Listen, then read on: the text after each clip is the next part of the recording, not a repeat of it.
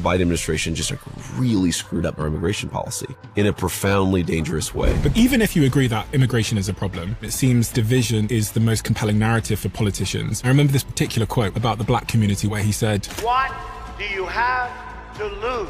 I'm a black man. I feel like I've got things to lose. And my concern is when the Western narrative is that it's the brown people that are the reason that your life is hard, or like Mexicans and murderers. If I heard that from my political leaders, it's conceivable that I might be angry at my neighbor, even though they've done nothing. But let me just say, very often what the president is accused of saying, he didn't say it, or there was much greater context. You wouldn't have said that. But I think, well, the president and I certainly have way different styles. But Donald Trump is much different as a human being than the media makes him out to be. But back in 2016, there was a private message between you and a roommate where you said Trump was either a cynical asshole or America's Hitler. How do you go from that position to vice president of the same person?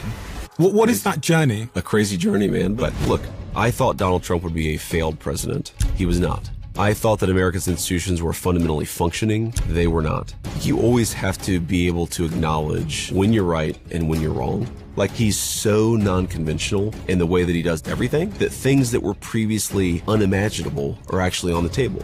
This peace deal with Iran, for example. But there's been lots of false deals. Well, this one's real, so. And Israel. Trump called Netanyahu a very difficult guy. What does Netanyahu want? I don't know.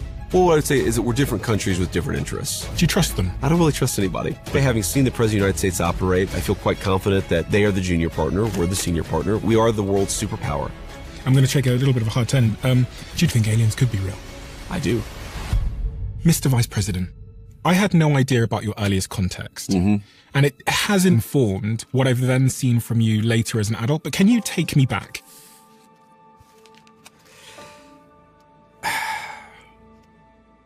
The emotion's still right on the surface for you. Very much so. This is super interesting to me. My team give me this report to show me how many of you that watch this show subscribe. And some of you have told us, according to this, that you are unsubscribed from the channel randomly. So, favour to ask all of you, please could you check right now if you've hit the subscribe button, if you are a regular viewer of the show and you like what we do here. We're approaching quite a significant landmark on this show in terms of a subscriber number. So if there was one simple free thing that you could do to help us, my team, everyone here, to keep this show free, to keep it improving year over year and week over week, it is just to hit that subscribe button and to double check if you've hit it. Only thing I'll ever ask of you. Do we have a deal? If you do it, I'll tell you what I'll do. I'll make sure every single week, every single month, we fight harder and harder and harder and harder to bring you the guests and conversations that you want to hear. I've stayed true to that promise since the very beginning of the Diary of a CEO, and I will not let you down. Please help us. Really appreciate it. Let's get on with the show. Mr. Vice President, I have your book here. Okay.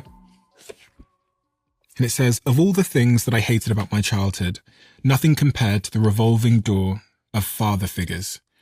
I hated the disruption, and I hated how often these boyfriends would walk out of my life just as I began to like them.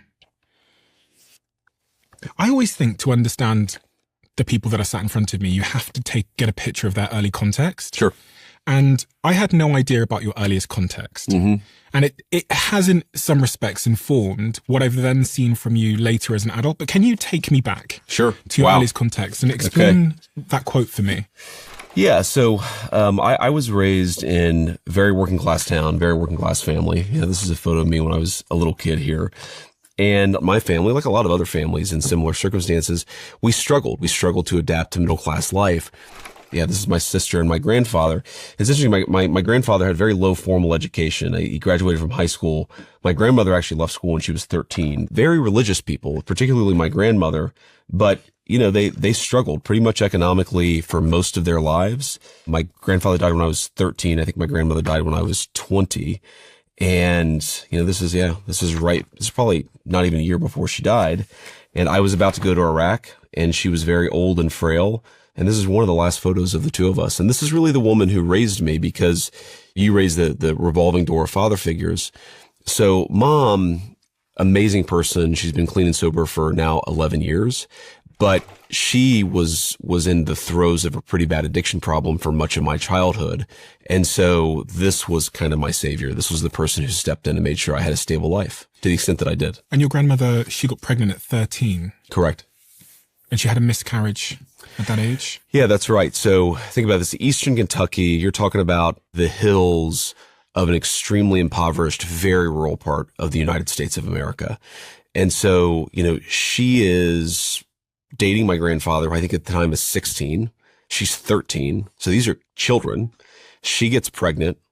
They move to Ohio for more opportunity because you just couldn't build a good life for yourself. There weren't enough good jobs in that part of the world. And she had a miscarriage. So like the thing that brought her out of her home, I think hastened them getting married. I don't think they would have gotten married at 13 and 16 were it not for this unplanned pregnancy.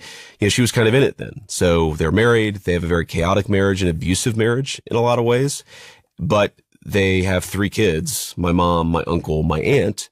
And the story of our family is in some ways, some of us were able to kind of break the cycle and some of us weren't. And part of what motivated me to write that book was trying to understand why is it that life worked out for some of us and didn't work out for others. So your biological father? Yeah. He put you up for adoption. So he did. So I was adopted by a man when I was 5 or 6 years old by the name of Robert Hamill. And he became, and is still technically, if you look at my birth certificate, he is still listed as my legal father. Now he was in the picture from, call it, I was 7 until 10 or 11. And then he and mom got divorced. He still stuck around for a little bit after that. But by the time I was 12 years old, he was just gone. Never talked to him again, never saw him again. And am I right in thinking this is the third man in your life at this point? Because your sister, Lindsay, comes from a different father. That's right. So her father, a very good guy. She's 5 or 6 years older than me. And so he was the first of my mother's husbands. And then my dad, my biological father, was number 2. And then my legal father was number 3. And then, things sort of got a little quicker from that point forward. So there was more turnover, let's say, in the relationships at that point forward. There was also a guy called Matt thereafter at 13 years old that your mum had met. Yeah. Good guy. Very close to him. He actually is very political.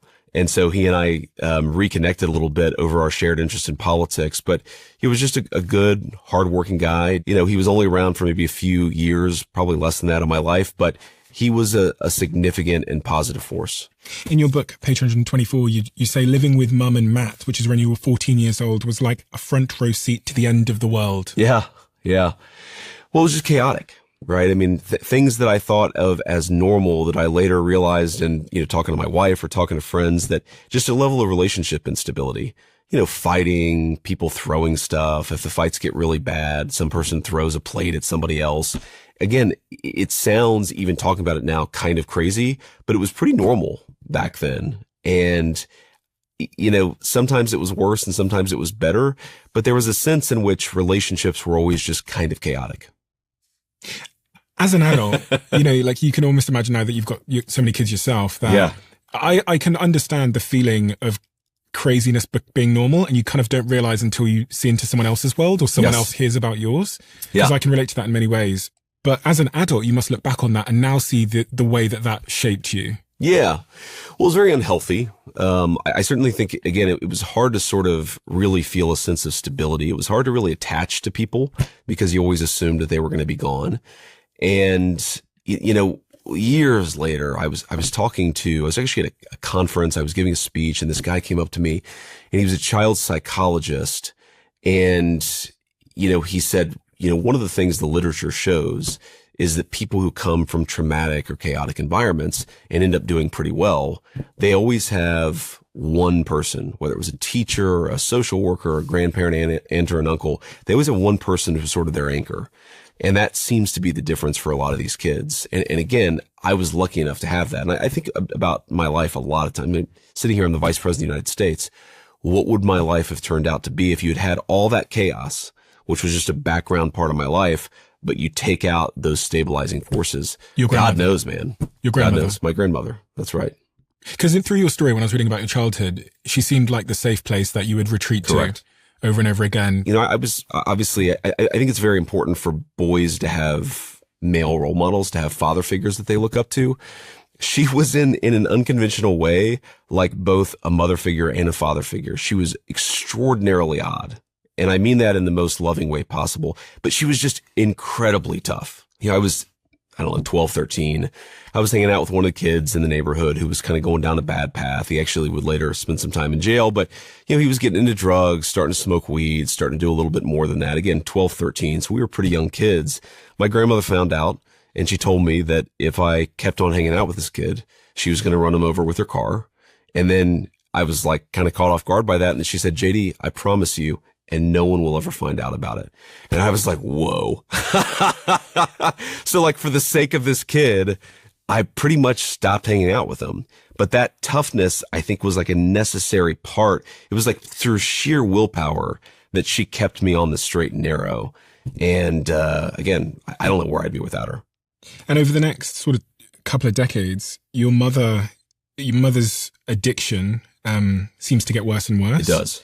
It does. From prescription drugs to heroin. Correct. And everything in between. And it really sort of ravages not just her life, but the family's life. That's right. Nearly making your grandparents bankrupt. Yes. And Mom, by the way, has been clean and sober for 11 years, which is an amazing thing. But, when Papaw died, he was what my grandmother was for me. I sort of realized that that's what Papaw was for Mom. He was her safe place. He was her anchor. And I think she already had some addiction problems, but it just really accelerated from there and things kind of went off the rails. And, my grandparents, before my grandfather died, were trying various ways to help her. And yeah, it got worse and worse, harder and harder drugs, had a few bad overdoses. And, by the grace of God, some miracle, it's amazing how transformed she is. And it sort of drives home how for some people, drugs are just, they take so much away from a human being. And she was certainly that way. And in the same way that they took so much away from her, sobriety has given her a whole lot back. If I asked your wife, yeah, how this season of your life, the most formative season of your life, sure, has changed you, what are all the things she would say? It's funny because I remember interviewing, I think it was Michael Jordan's coach. Okay. And he said to me that people's dark sides and their light sides are like fundamentally interconnected. Yes. And I can relate. Absolutely. That the things people might clap for or applaud about you are also fundamentally linked to the things that you struggle with or that make you sometimes not the most normal person. Yes. That makes total sense to me. I think on the dark side, what she would say is, I am an extraordinary mistrust. I think of people that I don't know particularly well.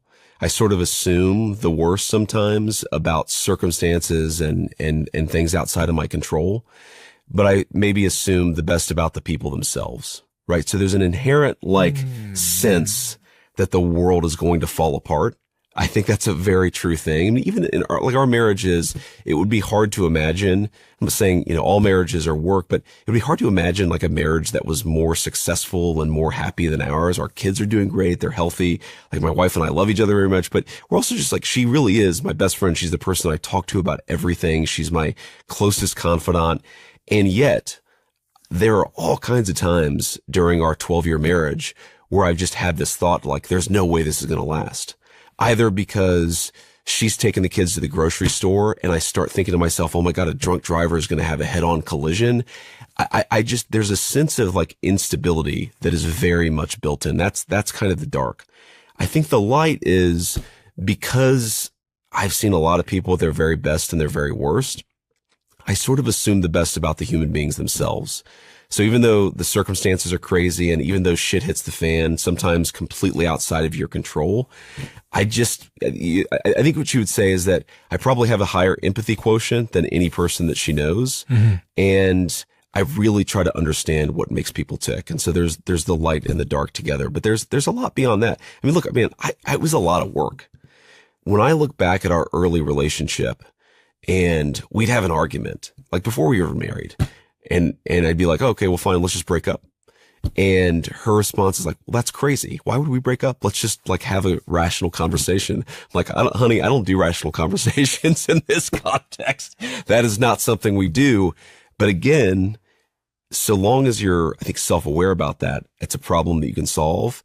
And certainly, I think she would say now compared to 14 years ago when we first started dating, it's just night and day. But very early on, it was a chaotic relationship itself. Clearly an avoidant attachment style, which obviously makes a 100%, ton of sense. Yeah. 100%, yeah. I can relate. And I didn't have the vocabulary to describe that, but that's exactly what that was. Did you have to go to like couples therapy? Because it seems almost inconceivable that you could go through that early context, be so avoidant, be so sort of on edge with commitment and see everything as kind of being ephemeral, yet still have a healthy relationship like the one you have with her. No, never went to couples therapy. I actually went to like therapy a couple of times, and I just found it way too uncomfortable to talk to a stranger. And so, is this uncomfortable? No. I mean, I guess this is kind of a weird kind of therapy, but no, it's just the idea. The other thing I really didn't like about it, and again, I don't mean this to criticize therapy. I'm sure it helps a lot of people. So please don't take this the wrong way.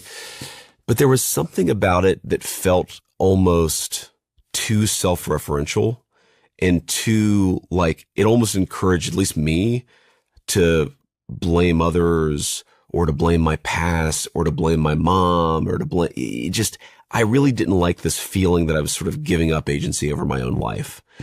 And so we've just gotten better at how we relate to each other. That's primarily me. I mean, she grew up in a very stable situation. So her parents are South Asian immigrants to the United States of America, but she was born and raised in San Diego, California, just very normal middle-class Southern California life.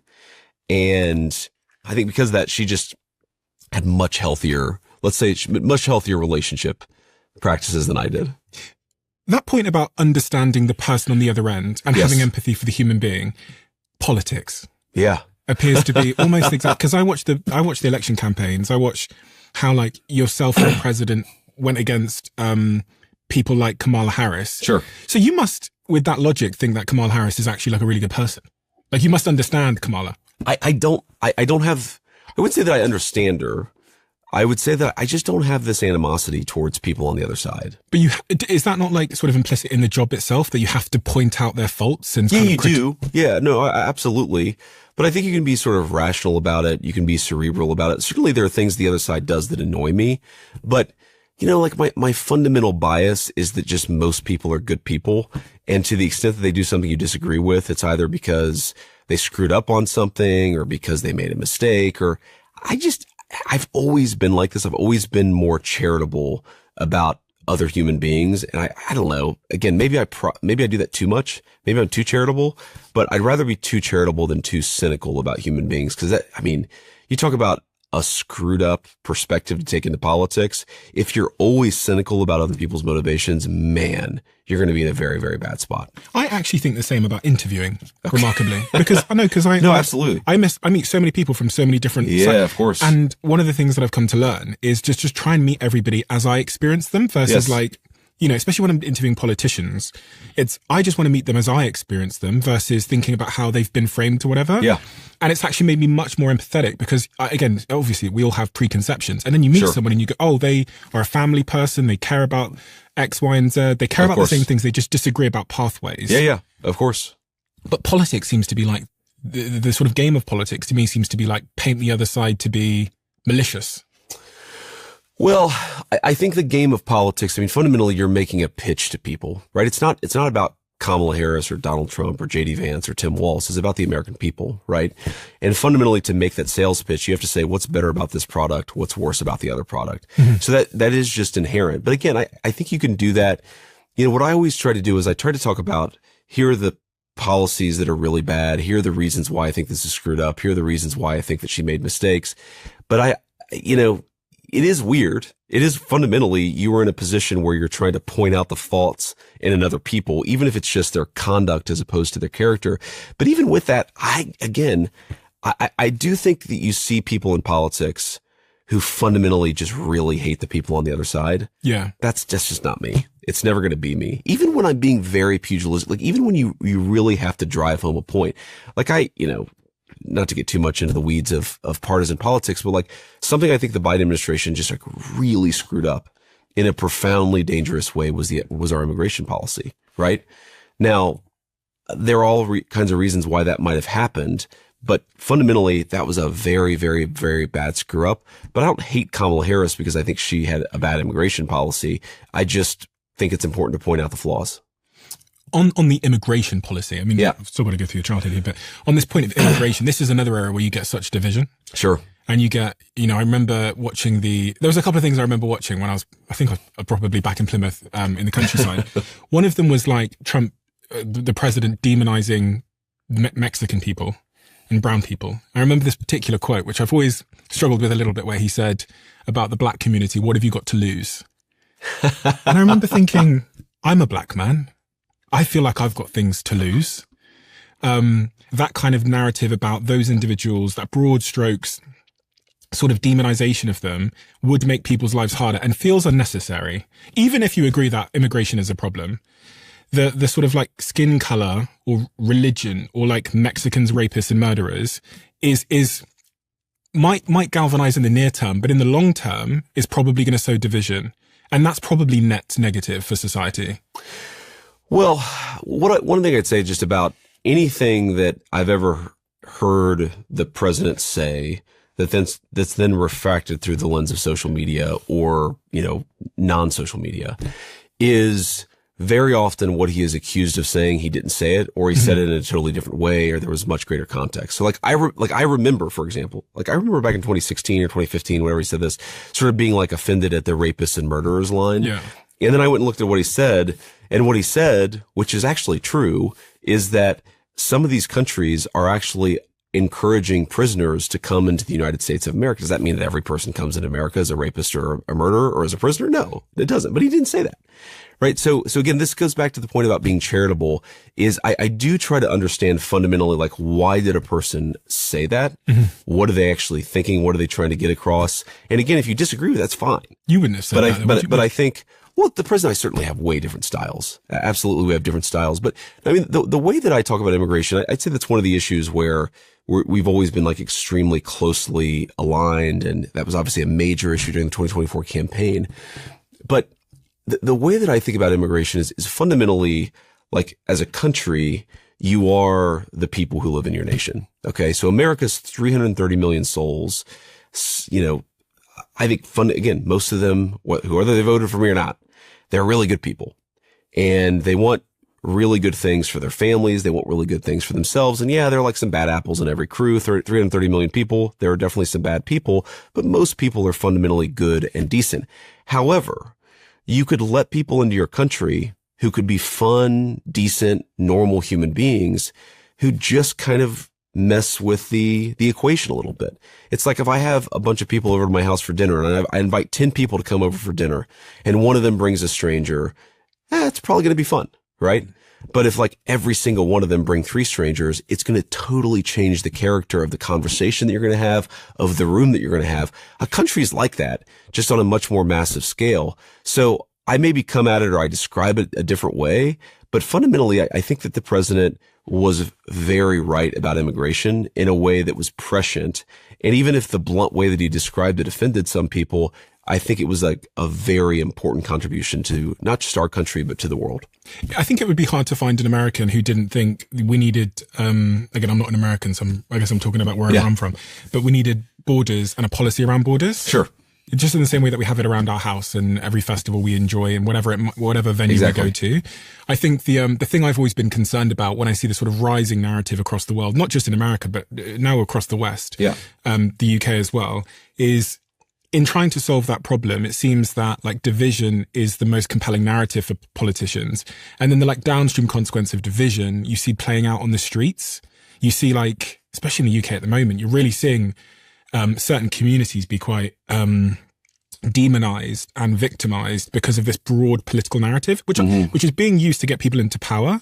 But then the downstream consequences of like real people on the streets that are brown or black or Muslims is like, I don't think the people at the top consider that. Well, I mean, is there another way of making the point on immigration, legal immigration, without demonizing people? Well, I certainly, when I talk about it, to the extent that I demonize anybody on the immigration conversation, I demonize the leadership that is immune to thinking about the consequences of this. And so just this point about division. Division is a very interesting word to me because I think division is very bad. Like I like living in a community that's cohesive, where people get along, where we love everybody, regardless of what they look like or what thoughts they might have in their head. But like, let me give you like a slightly different perspective on the division thing. what if division is not the result of politicians demonizing certain groups, but what if division is the inevitable consequence of when the population changes too quickly, too fast in a given society? And what you see as, politicians exploiting division, I actually think that what they're trying to do is articulate a feeling that people have. And sometimes people might express that feeling in ways that we don't like, or maybe they're offensive, but fundamentally, let's just say you're a working class guy in Britain, or you're a working class guy in the United States of America, and, somebody moves in your neighborhood. That's okay. right. I did. Yeah. So my black family, my family's Sure. obviously black. My mum's Nigerian. Okay. And I came from Botswana, and I moved into an all-white neighborhood. Okay. And how did people treat you? We were called the N-word a couple of times. And, that's terrible. I don't like that. But I imagine that a lot of people in your community were welcoming, they were. For sure. Okay. But as a kid, you only remember the ways you stand out. No, of course. That can be and I understand that. And I certainly think it's important to try to fight back against that stuff. We don't want young kids who come into a community for that to be their memory. But I also, our next door neighbor was black family, and my grandmother was not woke. She did not have progressive views about race or gender or pretty much anything else. But she really loved, I'll never forget this, the black man who lived next door to us. She said he has a good heart, and that was her highest compliment of anybody. Mm-hmm. He was a preacher. The family was a very, very good family, stable family, mom, dad, a few kids. And I was very close to the young son. And I did not experience that. When people talk about division, I just did not see that family as substantially different from us. And I don't think that family, I'm sure they experienced racism, but I don't think that was a common fixture of their day living in that neighborhood. Now, that's fair. Where Mammal really did resist the changes is when we had a few people, the neighborhood went downhill very quickly. And I talk about that a little bit in the book. And you had a bunch of people move in with different habits. And you had a woman who, she set a bath, but then she got drunk and passed out. And so she ruined her entire house. And, at some level, was it wrong for my grandmother to feel offended that her neighborhood had changed so quickly, so fast, that she didn't feel comfortable there anymore? Or the people who came in had different values, or she couldn't hold a conversation with somebody in the same way. I got attacked on this during the campaign in 2024 when I said, it's actually okay if you're an American, an English native speaker. It's actually okay for you to want the person who moves in next to you to speak English. Not because you're a racist or a xenophobe, but because you want to be able to talk to the person you share a community with. And so what I often see is that division gets magnified when statesmen don't do the job of actually ensuring that integration is possible. And for integration to be possible, it has to be, I think, slow moving. You have to be careful, right? 100 people moving into a community is different from 10 people moving into a community. You have to make sure that everybody has economic opportunities, right? It's one thing to welcome a newcomer when everybody has access to a good job, but you welcome a newcomer when a lot of people are feeling economically distressed. They're going to react to it totally differently. So again, this is maybe me being charitable to people you think I shouldn't be charitable to, but fundamentally, my job as an elected leader is to create the kind of environment where division happens less. It's not to pretend that division doesn't exist. People naturally, I think, feel reactive when things change too quickly, and that's okay. No, I understand the sort of human instinct of I guess of kind of xenophobia in a way. And I think we all would want our neighbor to be able to connect with our neighbor. Yeah. I think it's the point of nuance is when they can't speak my language, what do I then do about that? And I think, maybe if my neighbor didn't speak my language, we might not get along because we wouldn't be able to connect and talk. But I wouldn't be angry at them.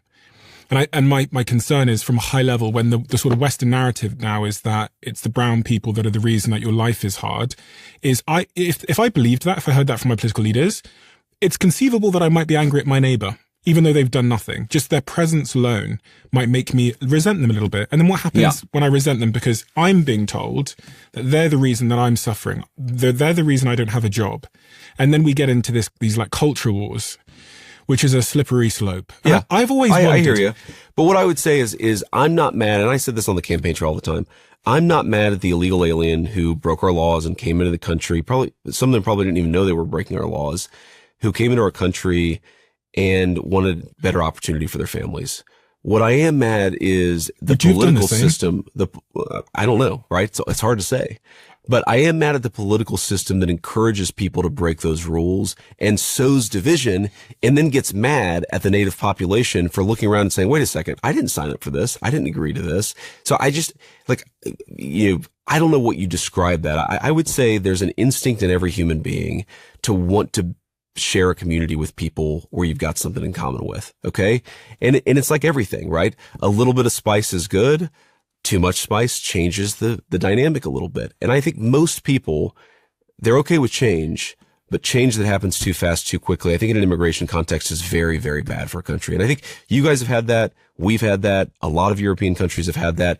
I don't even feel particularly angry at any country because it's a mistake that all of us made.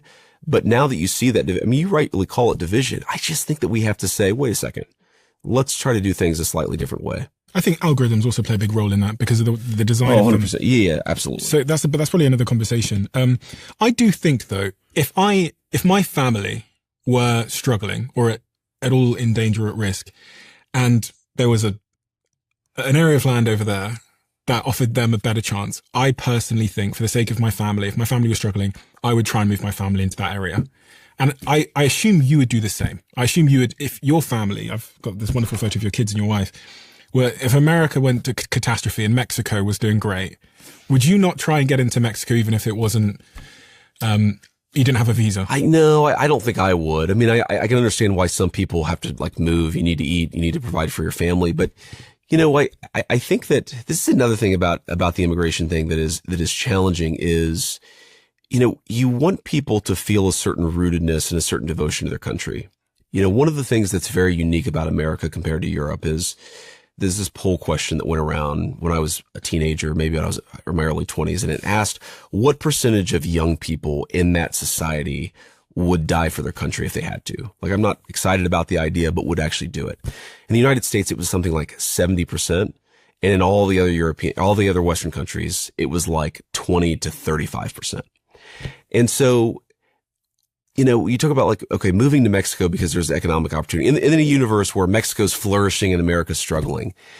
I get what you're saying, that you want people to move and migrate to the place where they can have a chance of feeding their family. But like, I love this place in a way that is totally independent of the economic opportunities it provides to my children. There's something much deeper, and there's a connection to the places, to the memories, to the folkways. I mean, I drive through Eastern Kentucky, man, and those beautiful rolling hills and even mountains, but they're all mountains that are alight with life because they're, it's not the Rockies. You go to West Virginia. You should do this. It's the most beautiful area, I think, in the world, because you get the mountains and you get the rivers and you get that, but it's also so green and rich with life. I feel an attachment to it that is very, very unique. But even if your family were at risk, you wouldn't move them into Mexico. Well, I mean, look, the story of my family, my grandparents, is they came from Eastern Kentucky and moved to Southern Ohio, not exactly that far away. These are two very close areas, but they moved away, even though they didn't want to, because of economic opportunity to provide for their families. So I certainly empathize with that. I mean, yeah, if somebody showed up, I mean, like, I'm the vice president, I have a Secret Service detail. It's hard to put myself in this perspective right now, but if like somebody showed up to my home in Cincinnati and pointed a gun at my head and said, you have to leave or we're going to kill your children, I'd leave, right? But yeah, I think most migration decisions are not actually that extreme, consequential and extreme. Makes sense. Yeah. There should be a button just down below here. And if it says subscribed, you're already subscribed. If it says subscriber, that means you're not yet. And if you're not subscribed, please could you do us a favor and hit that button? It helps the show more than you know. And according to the algorithm, you're someone that watches our show, but you haven't yet hit that button. Thank you so much. This young man here, you ultimately go into the Marine Corps? I go to the Marine Corps. Yeah. So this is me in, I believe, right after boot camp. So in 2003, I think 2003, this is me. This photo is taken in boot camp. And I'm pretty sure this is taken in Iraq, actually. This is either in 05 or 06 at a point when the Iraq War was not going well. But why did you go to the Marine Corps? What was the decision? There was this sense, and in hindsight, I really resent this. I mean, I'm genuinely still angry at George W. Bush over this, even though, again, I try to be charitable, and I have friends who worked for him, think he's a great guy. I'm not saying he's not. But when I was a senior in high school, I remember I'm at a restaurant. It's called Skyline Chili in Southwestern Ohio. And this guy comes out of Skyline Chili. He's got like a World War II red veteran's hat. We call them red hatters in the United States. So he was a veteran of World War II. And I remember feeling like, because even at that stage, this is probably 2003, 2002 maybe, I remember thinking to myself, this generation is dying away. Like I had this feeling, right? Because most veterans you met, they were veterans of Vietnam, maybe of the first Iraq War. But I just went up and I shook his hand and I said, "Thank you, sir, for your service." And, he was like genuinely touched. But I remember thinking, this guy answered the call. Now we have to answer the call. September the 11th happened when I was a junior in high school. And there was this patriotic sense of this is our World War II, right? And even some of the historical analogies that got used were the exact same. Saddam Hussein was Adolf Hitler. What if you had had an opportunity to stand up and say no to Adolf Hitler when he annexed the Sudetenland? Wouldn't you have taken that chance? And it's like they were so good at tapping into that patriotic reservoir. And by the way, I think that reservoir is a very valuable thing. I think it's important for statesmen to cultivate it, but only to tap into it when it's really necessary and when it's really justified. And what was so screwed up about Iraq is, I remember I went to the Marine Corps recruiter and I wanted to be a Marine because my older cousins were Marines and people said the Marines were the toughest. Whether that's true or not, that was certainly the impression that Marines had of themselves. I signed on the dotted line. I went in what's called open contract. So sometimes you sign up and you have your job assigned, like you already know what you're going to do. I went open contract. I said, you can give me whatever job you want to. I just want to be a Marine.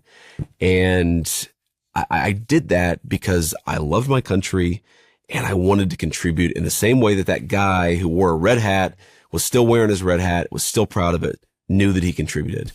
And, that led me, of course, to go to Iraq from 2005 to 2006 and made a lot of friends, gained a ton of appreciation for the Marine Corps as an institution and the people, but, became a little jaded about our political leadership. Why you said you were kind of annoyed at Bush?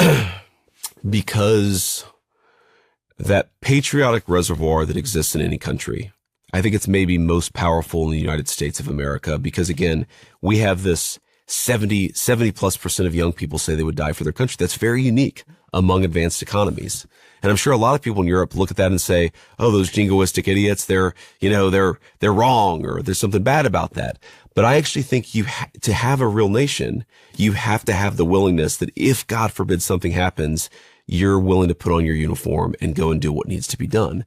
But again, in order for that to work, in order for that feeling to be justified, leaders have to not take advantage of it. You can't say Saddam Hussein is Adolf Hitler. He wasn't. Mm-hmm. You got to be careful with it. And I don't think that George W. Bush was careful with it. I think that he called the nation to do something that ultimately wasn't actually in our best interest as a nation. But more fundamentally, he drew on that wellspring of patriotism to direct us to do something that we shouldn't have been doing in the first place. Because he had bad information or because of negligence or incompetence? I know enough people who know him. I think he had bad information, but fundamentally, post 9/11 was really important. We had to go and deal with the terrorist networks that had existed all across the world that had been allowed to fester over the previous generation of American negligence. But fundamentally, the war on terrorism was not an existential thing to the United States of America in the way that World War II was an existential thing for Britain, right? And I think we have to be careful about how we describe what we're asking our young people to do, because if you ask them to do something and they feel like you were being honest with them, I think that sort of pays dividends into that patriotic reservoir. Mm-hmm. If you ask somebody to do something and it turns out you were lying to them, whether it was intentional or not, I think you draw down that patriotic reservoir. I don't know by the way, I mentioned that poll and, I don't have the information, I don't have the data in front of me, but whatever the number of Americans, young Americans who say they would die for their country, I would bet I'd bet a lot of money that number in 2026 is much lower than it was in 2003. So it's really like a sort of a contract with the nation that's built on trust. It's a social contract built on trust. You violate that trust, it has very, very bad consequences. If you're going to take tips from anyone on how to stay focused and high energy, let it be from the greatest pound for pound fighter of all time, the guy they call Johnny Bones Jones. John is a co-owner of our show sponsor, Ketone IQ, alongside myself. And when you hear why, it probably makes a lot of sense to you. When he's training or fighting, he needs high quality, steady, laser-like focus without the crash. And ketones give him exactly that. And unlike caffeine, ketones don't stimulate your brain, they fuel it. So your brain actually loves ketones because it runs on them much more efficiently than anything else. And right now, Ketone IQ is giving away one-of-a-kind pair signed MMA gloves from John Jones himself and the upcoming gold medal wrestler he's coaching called Gable Stevenson. They are very, very rare. And if you want your shot at winning them, go to ketone.com/Steven to enter to win. No purchase necessary. Terms and conditions apply. And you'll also get 30% off your first subscription order, exclusive Ketone IQ merch, and of course, your shot at these signed gloves. Xin chào mọi người. Chào mừng các bạn. I don't speak Vietnamese, but this show can because of AI video technology from our sponsor, HeyGen. I get messages every single week from those of you listening to the Diary of a CEO all around the world, and you express how much impact it's had on you and your life. And if that's true, then those conversations shouldn't only reach people in English. HeyGen can take one recording of me and deliver it in any language while keeping my voice, timing, and expressions intact. But you don't need a studio like this to make it work for you. Record 15 seconds of yourself and get an AI avatar that delivers studio quality video in over 175 languages. We're up to 20 languages now, and we're not the only ones using it. HeyGen is already used by 30 million people, including 85% of the Fortune 100. Whether you're building an audience on social media, launching an online course, or rolling out training across your team, check out HeyGen now. Your first 3 videos are totally free at heygen.com/DOAC. That's HEYGEN.com/DOAC. See you there. The US is, I guess, in a war now. Well, not anymore. Well, famous last words. Fair. Because we are in a ceasefire that I feel very good about. Okay. That we announced. I know this will air later, but yeah. We announced the ceasefire. We announced the peace agreement with the Iranians yesterday. Yes. I've learned so much about war because of this war.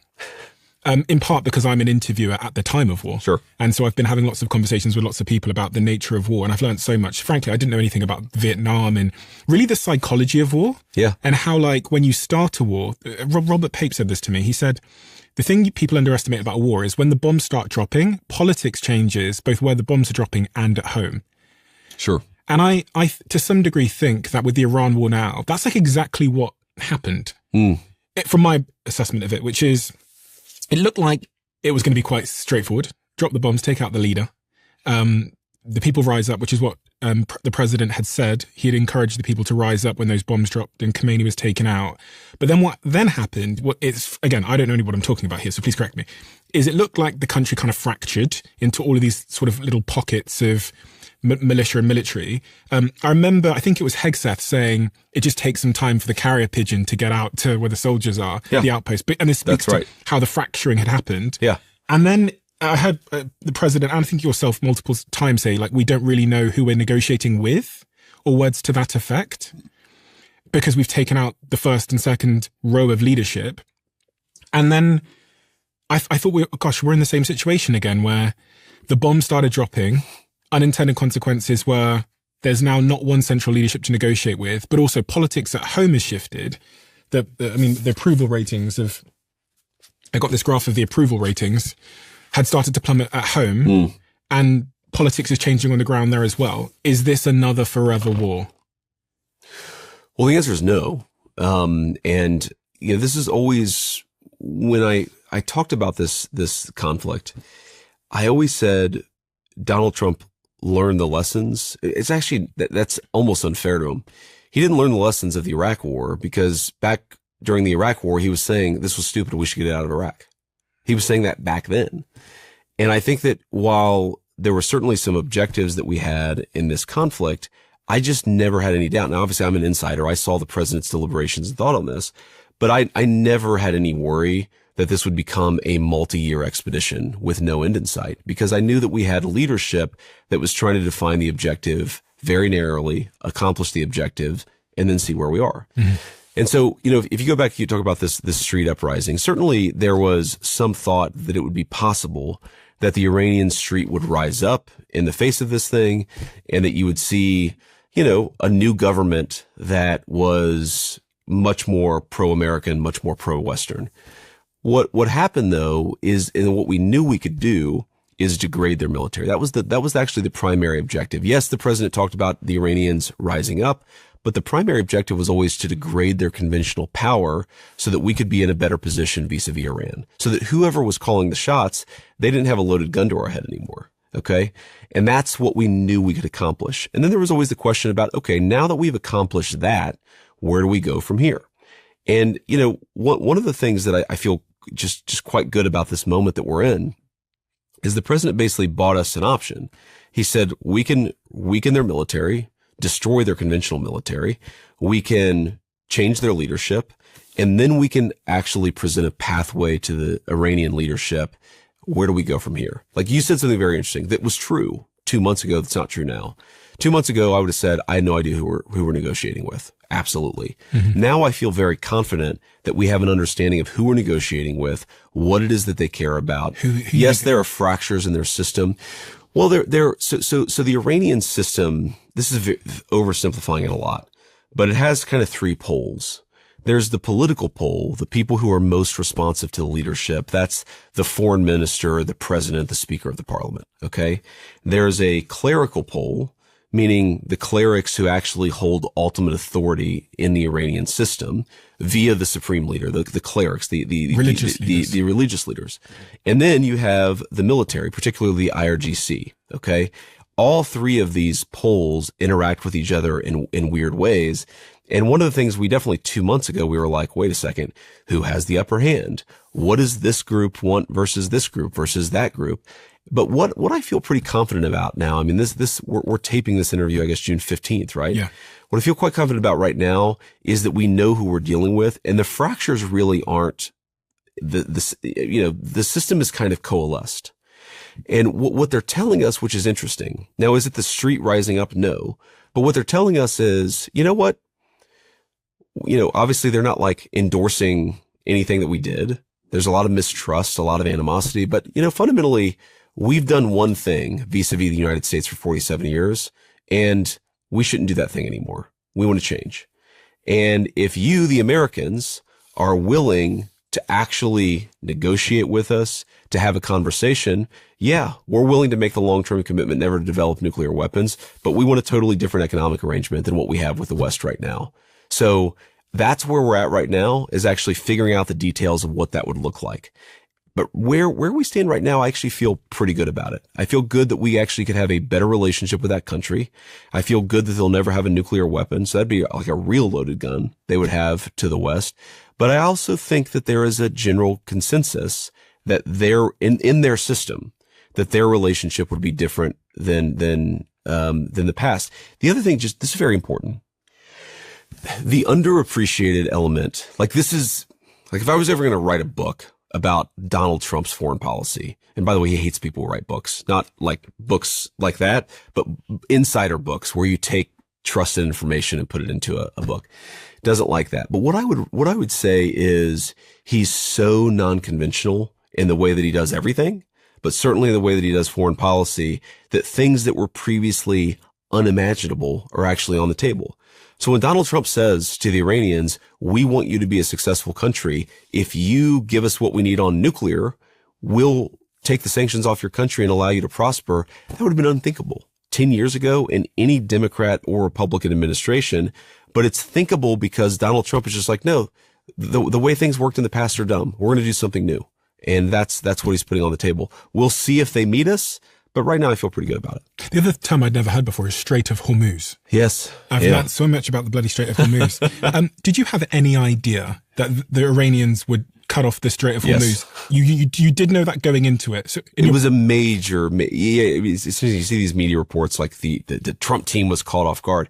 What would happen in the Strait of Hormuz was a main fixture of the conversation that we were having about whether to do this, how to do this. So it was certainly a variable. Now you could never predict with 100% certainty what people are going to do, but the basic bias that we had going into it is that they would try to cut off the strait. They would try to jack up energy prices. They thought, and I think this is true, they thought that they could cut off the straits for us, but actually keep the straits open for themselves. That ended up not being true when we imposed the blockade. But fundamentally, we knew some version of what would happen, but we also went into it saying, if they do this, fundamentally, it's a short-term thing. So like Brent crude is sort of the main crude oil index, right? And I think the highest it got was $126 per barrel. Right now, sitting here, it's around $82 a barrel. It's fallen off a cliff because there's a broad recognition that, yeah, it was a short-term shock, but not a short-term shock that's going to permanently alter the world energy economy. It's quite a powerful weapon they have in their arsenal just to shutter the world's economy and piss off your people at home at the gas pump. It's quite a... Well, geography really matters in warfare, it turns out. And yes, they have great proximity to the Strait of Hormuz. But again, if you just go back 2 weeks ago, one of the things that's interesting, really underreported, but I think, your listeners will obviously be interested in, is if you look at the amount of oil that we were getting out of the Strait of Hormuz, I mean the United States, the Gulf Coast Coalition, broadly speaking, the Arabs in the Gulf, right? You look at it, what it was, call it April 1st, it was like close to zero. You go to May 30th, early June, it was many, many million barrels of oil a day. Now, not enough to eliminate the shock, to be clear, but we were seeing significant increases in oil traffic. And again, I think that's one of the reasons why we're having a good negotiation with the Iranians, is they recognized, yes, they have this leverage point, but maybe not forever. And it's one of those cards you can play, but you can't necessarily play it week after week after week. It degrades in power. So I take your point. Yeah, they have this geographical thing going on, but I think that geographical leverage point was weakening over time. And it's why we are where we are, I think, with a very good deal. Because knock on wood, we have to see it to completion. Yeah. Because if you're them, you go, well, all I've got to do is wait 2 years, because the president is going to be, removed from office in 2 years' time. Is going to be at the end of his term. So if they could just wait it out for 2 years, they can hope that a new political leader that comes in might be more charitable with them. Yeah, but if Donald Trump has 2.5 years left in office, I think the Iranians recognize they did not have 2.5 years to wait things out. One is as we got more and more oil out of the strait, their leverage point decreased. But in some ways, more importantly, look, you look at Persian culture, you look at the history of Iran. This is one of the proudest and oldest civilizations anywhere in the world.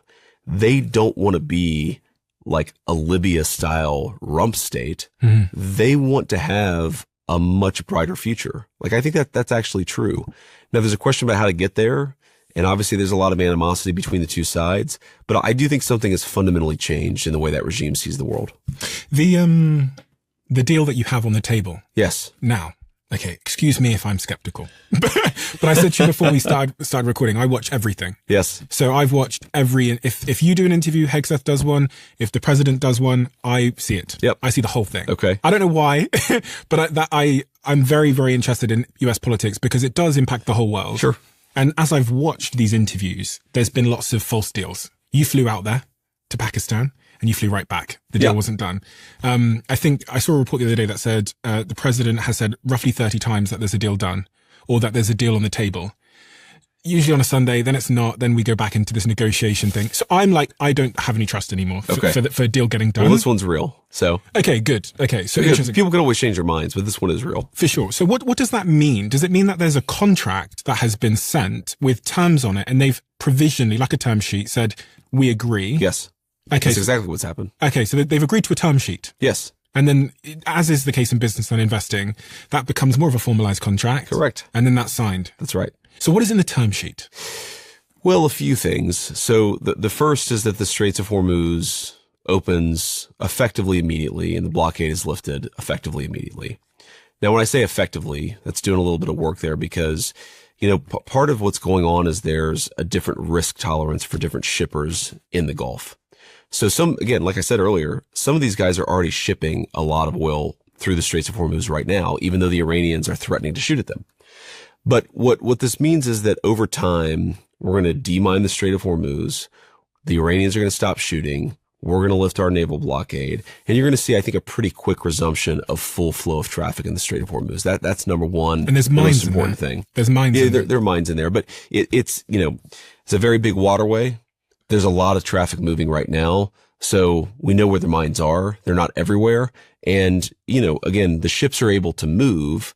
The biggest obstacle and impediment to ships moving right now is actually not the mines themselves. It's the Iranians who are shooting drones and missiles on the other side. Now, I say that we have seen a precipitous decline since we signed this agreement. We've seen a precipitous decline in even that happening. So you're already, again, seeing the fruits of this negotiation that we have. Number two is it contemplates the Iranians giving up their highly enriched stockpile of material, committing to a long-term inspections regime on their nuclear program, and in exchange, having a totally different economic relationship with the United States of America. So there's a stack of sanctions that the U.S. has on Iran that is 60 pages long. That is incredibly destructive to the Iranian economy by design, right? The deal is you're not going to behave like a normal country. We're not going to engage in normal trade and transactions with you. What this agreement provides is that if the Iranians take significant steps to behave like a normal country, they're going to get significant reintegration into the world economy. And I think that is in some ways the most profound thing. And what the United States gets out of that is the long-term guarantee that they never become a nuclear power. I think people always it's hard to appreciate how temporal this is. The Iranian nuclear program has been completely destroyed. It doesn't exist right now. But over time, you can try to rebuild it. And so what we're trying to say is, we don't want you to rebuild this program. If you make real commitments and verifiable commitments that you're not going to, then you're going to get a lot of economic benefits on the side. You drop those big bunker buster bombs. Correct. It's very fascinated by all of that whole series of military operations. And the nuclear material is now buried pretty deep underground, from what I understand. With this deal, do you get to go and get it? Do they hand it over to you? What happens? So the way the deal is structured is that the Iranians, the Americans, and the International Atomic Energy Agency will actually work together to go get the material and destroy it. That's the basic idea, is that we're all going to work together. Again, the agreement contemplates a new era in relationship. So the idea is that we're all going to try to work together, destroy this material. And again, if that happens, the Iranians are going to have a totally different economic relationship with the West. And if it doesn't happen, then the United States is no worse off. And do you get to check that they're not just going to a different mountain and building new nuclear weapons? That's where the verification element comes in. But we have a very good sense, you can probably guess why. We have a very good sense of what's going on in the country of Iran. We could probably keep that material just permanently buried, but we don't want to do that. We actually want to solve the problem, and we want the Iranians to have a different relationship with us, and that's what we're trying to do. And the specifics of you being able to go and check that they're not just building new nuclear weapons, it sounds to me like the specifics haven't been defined yet, like how those checks take place. Well, it's like you said, it's a term sheet where we've got broad agreement on principles and how we're going to approach the negotiation, but there are a lot of details that we got to figure out from here. So I've got Strait of Hormuz opens, nuclear inspections, but also a coalition to remove the nuclear waste. Correct. From that, they get the opportunity to participate in the economy, and sanctions will be lifted. Yep. Is there anything that's in that term sheet that's not included there? I mean, there are other little details and things like that. There's, obviously the permanent cessation of hostilities. We're trying to bring in a regional era of peace here, but that's pretty much the main thing. And Israel, there was some interesting words exchanged yesterday. Again, I watch everything. So I saw that the Fox reporter had called Trump, I think yesterday, because Netanyahu had started firing some bombs, and he had some select words, kind of like your grandmother's words. Yes, indeed. Apparently he said, Trump said he'd phoned Netanyahu and told him he had no fucking judgment. Why did Bibi have to do a fucking attack? I'm so pissed off. An hour before we were supposed to sign the deal, Trump called Netanyahu a very difficult guy. He should be very thankful for us for doing this, because if Iran had a nuclear weapon, Israel wouldn't be around for 2 hours. Lots of cussing at Netanyahu and what he had done. I've heard you actually say that you think Israel and the United States have two different objectives as it relates to, I don't want to mischaracterize your words, but. Well, what I would say is that we're different countries with different interests. Yeah. I think in the United States, sometimes people characterize, Israel is a good partner to the United States. That is true. But sometimes people mischaracterize it and say that Israel and the United States are fundamentally always aligned. It's just not true. We're different countries. We have different needs. We have different geographies. Do you trust them? I don't trust anybody. When it comes to international affairs and diplomacy, do I think that they're very capable? Absolutely. Do I think that, again, when we have shared interests, we work together very well? Absolutely. But I don't trust anyone. And I think that we just have to continually be laser focused on what our interests are. And what the president said about Bibi is, sometimes, we are the world's superpower, and obviously we're Israel's most important ally anywhere in the world. And sometimes, to ensure that we are able to accomplish our objectives, the president has to have a very frank conversation with the prime minister of Israel. Sometimes he does that. Sometimes everything works smoothly. Sometimes it doesn't. It's just the nature, like any relationship, right? Any relationship is going to have moments where you have to be more direct.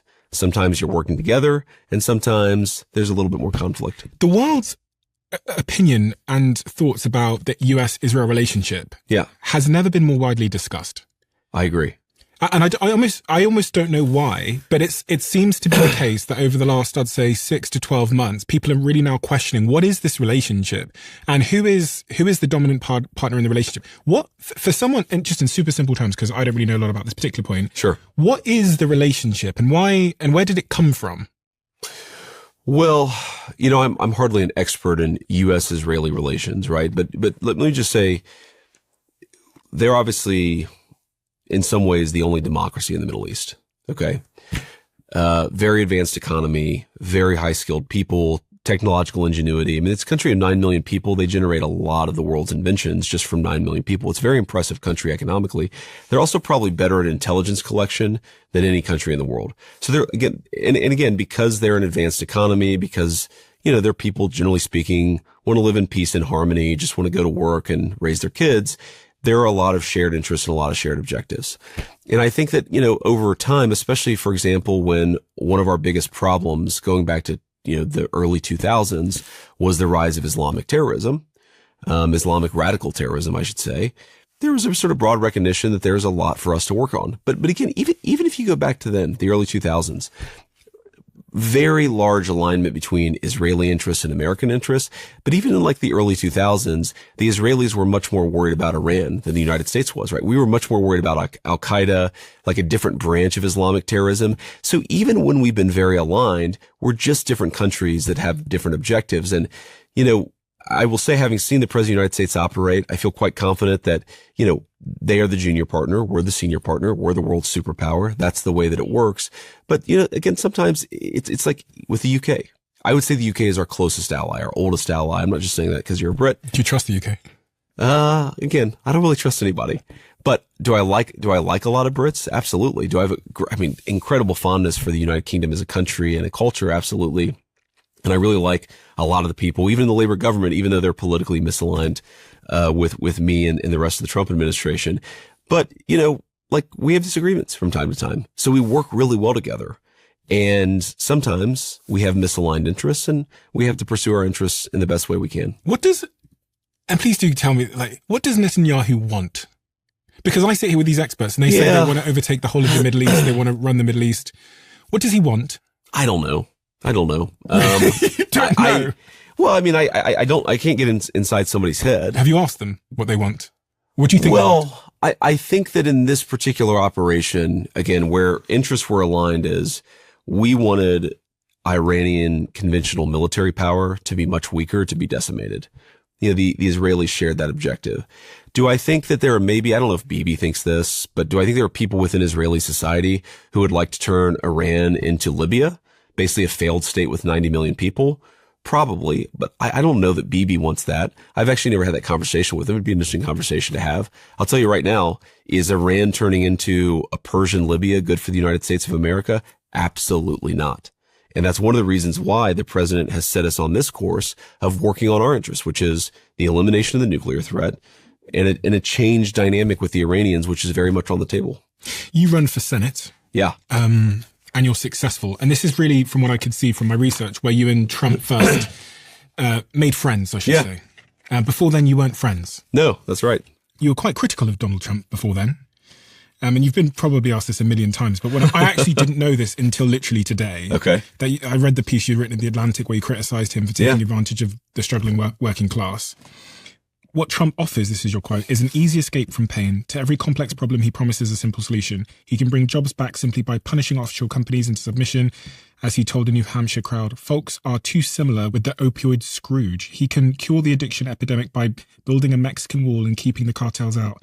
He will spare the United States from humiliation and military defeat with indiscriminate bombing. It doesn't matter that no credible military leader has endorsed his plan. He never offers detail for those plans to work because Trump is cultural heroin. He makes some people feel better, but he cannot fix all that ails them. And one day they'll realize it. Very tough words against Trump. Long time ago, but 2016 and 10 years ago. What changed? Well, let me pick up. First of all, I think you always have to be able to acknowledge when you're right and when you're wrong. And there was a lot I was right about in 2016, but just pick up on something. Can you read the line for me again where I talk about no credible military leader has endorsed these plans?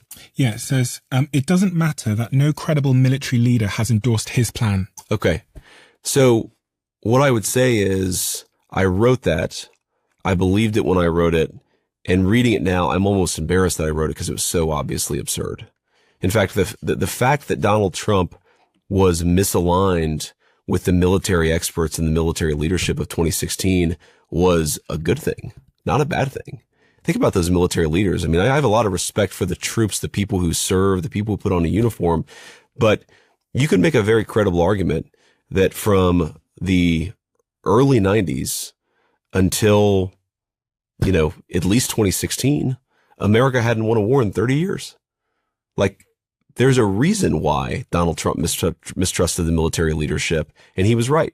And so much of what I think the president represented at the time was a recognition that American institutions had become sclerotic and broken, and he was a weapon to break down those institutions.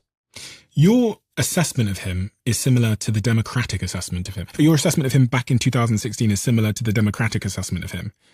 There was a private message between you and a roommate where you said he was either a cynical arsehole or America's Hitler.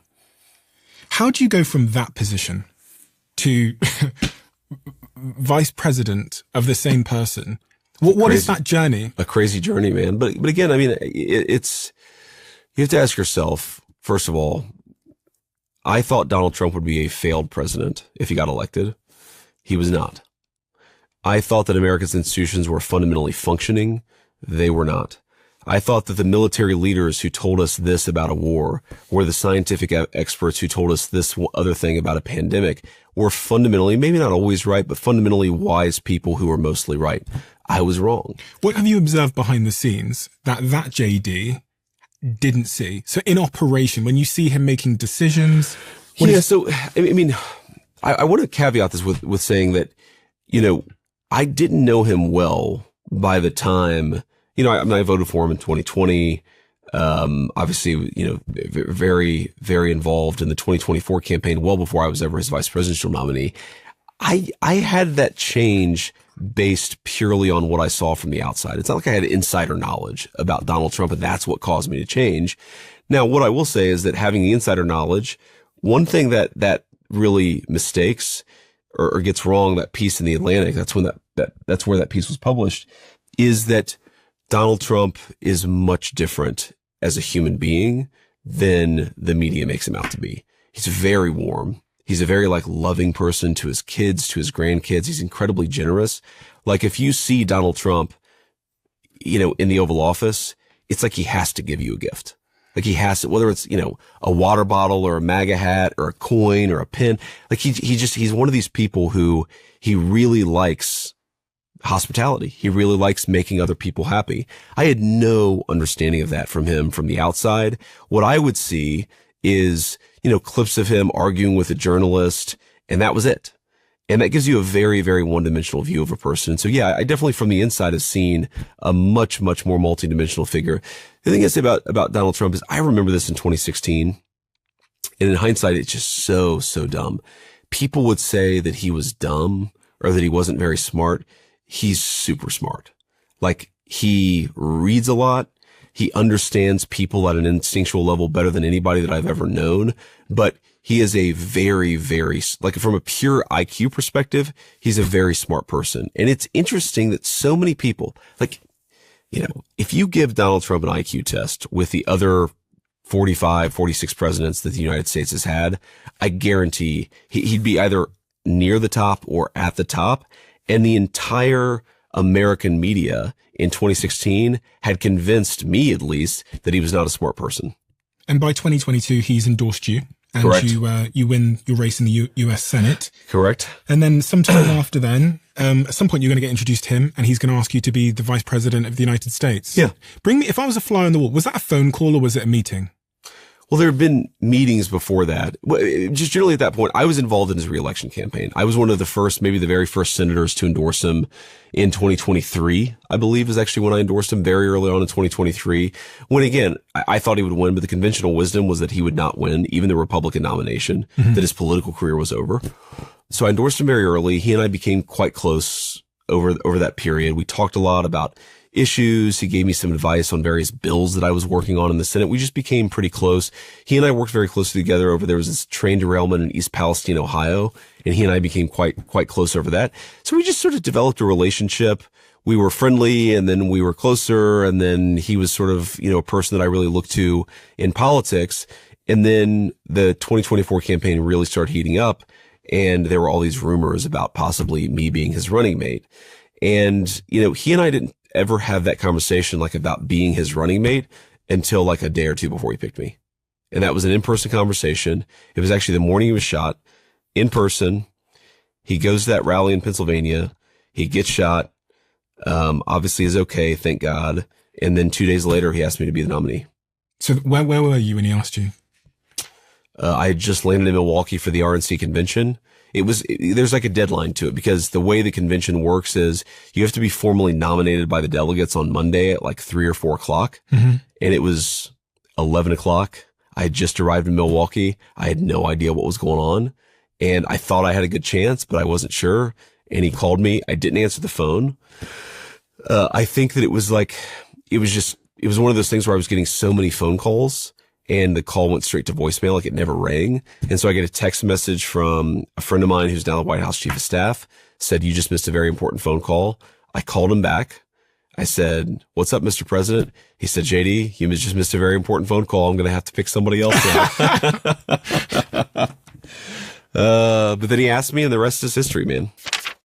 For the last couple of years, I've been working on something that I realized every podcaster listening to this, but actually probably every creator listening to this might just need. Podcasting is difficult for many reasons. And one of them is that these hosting platforms don't give you much information. And also because they're so fragmented, you kind of have to go through every single platform, uploading it to YouTube and then taking the same big old video file and uploading it to Spotify's platform. It takes huge amounts of time. And that friction means most of us don't do it. That is the problem we set out to solve. And so we built something called Flightcast, which you can find at flightcast.com. And today, Flightcast is also one of our show sponsors. And some of the world's biggest podcasters are now using our platform to run their shows because it gives you an edge. It saves you time. It gives you analytics most people won't typically get. It allows you to use AI to be more informed on your show. And it has growth tools that other hosting platforms don't have. So podcasters that are using Flightcast have this unfair advantage. So go to flightcast.com/DOAC now. Did you know at that time what you were signing up for? No, I had no idea. No idea. So why did you want to do it? And you know, people say I represent my country, but why? It's a lot. It's a big cost to your family. When I arrived here today, I saw, I don't know, it felt like 50 men with guns. Probably. Yeah. They'd scoped out the whole building. They'd done, you know, they'd been searching this building, I think, for a couple of days. And I thought, wow, like, how does the vice president live life with his family when you have this going everywhere with you? Like, did you know what you were signing up for? No, I didn't. I mean, you sign up because you want to make a difference and because, you know, I was already a senator, so I'm already in the politics business. I might as well try to serve at the highest level possible. You know, you think you could help, right? Part of being the VP is you help on the campaign trail. You know, 6 months, really the part of the campaign that is the most intense is the part where you're sort of writing side saddle with the presidential nominee. So just like all these things for why people get into politics in the first place. But no, I mean, look, I'm not a whiner, and I would never complain about this. But if I was a whiner, the one thing I would say is it was very hard on the kids, in particular our oldest son. And I just had no idea what I was getting myself into. I mean, okay, so the president, he and I had this brief phone conversation. You know, my kid is talking to me about Pokemon cards at the hotel in Milwaukee. We're still like unpacking our suitcase. And it's like, okay, I'm now the VP nominee. I have to get on my suit. I have to get prepared to be nominated like 3 or 4 hours later. And all these thoughts are swirling through my head. Knock at the door. And it's the Secret Service. And it's like, all right, you're under our protection now. We have to move your entire family to the president's hotel so that you're in the same protective bubble. And all of a sudden, I just realized my life is totally different now. It'll never be the same. I was okay with that. You know, like you just get used to it. I'm a grown man. But it was very hard on, you know, my oldest boy, who's 9 years old now. He made a comment, didn't he? Oh yeah, he hated it. He hated the attention. He hated how people treated him differently. It was like one of these things where, you know, he would go to a school and people would treat him like he was special, and he just wanted to be a normal kid. And I felt guilty. I felt really guilty about that. And I felt this sort of sense like, oh my God, I've conscripted this kid into this life. I had no idea what what I was signing him up for. He didn't sign up for it. I signed him up for it. And that was pretty tough. Sometimes I feel like I ruined his life without even asking him. You wrote that in your new book, page 198. Yes. In reference to your 7-year-old son. Sometimes I feel like I've ruined his life without even asking him. Yeah. Yeah. And that's how I felt. I mean, I think that I've gained certainly some perspective about it. You know, one of the things we've been quite good at is just finding communities where he's more isolated from all the attention and all the pressures of it. You know, we have a very, very good school community for him, a Christian school that he goes to and he loves. There's also, by the way, a flip side is, you know, kids, as you may know, you realize how much nature matters more than nurture. You know, our oldest boy is an introvert. Our 6-year-old is a little bit more like me. He's a bit of an extrovert. He loves it. And so you kind of have to balance the way that it affects the kids. But, you know, I don't feel like I've ruined my 9-year-old's life anymore, but I certainly, at that time, I felt extremely guilty about what I'd signed him up for. And in your new book, Communion, you say, Dad, you quote him and say that he said, Dad, I just want everyone to go back to treating us like they used to. Yes, that's right. Are these things hard to hear? Like, is it hard? Of course, man. Of course. I mean, you know, do you have kids? Not yet, but okay. I'm trying. Yeah. Good for you. You know, my prayers for that endeavor. But thank you. I think your kids have an emotional effect on you that is just totally profound and revelatory. And yeah, man, when your son tells you that he wants something that you can no longer provide him, that's a very, very tough thing.